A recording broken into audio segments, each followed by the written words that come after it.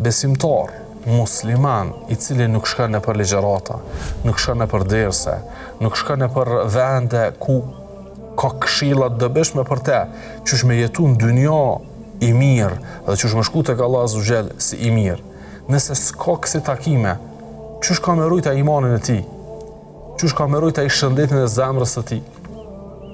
Omer radiallahu anh i përgëzu me xhenet edhe thoshte se prej motiveve që mbojnë gjallë, që thojnë mbojnë të kem shpresë në jetë, është që të marrë pjesë në këto mezhlise.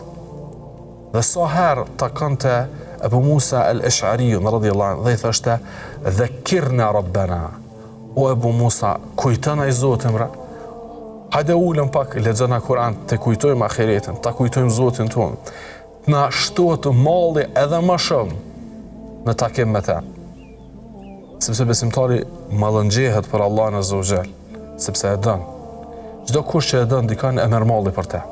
Besimtari e don Allahun Azza wa Jall më shumë se çdo gjë në këtë ekzistencë. Atëherë duhet me u përmallu për Allahun Azza wa Jall.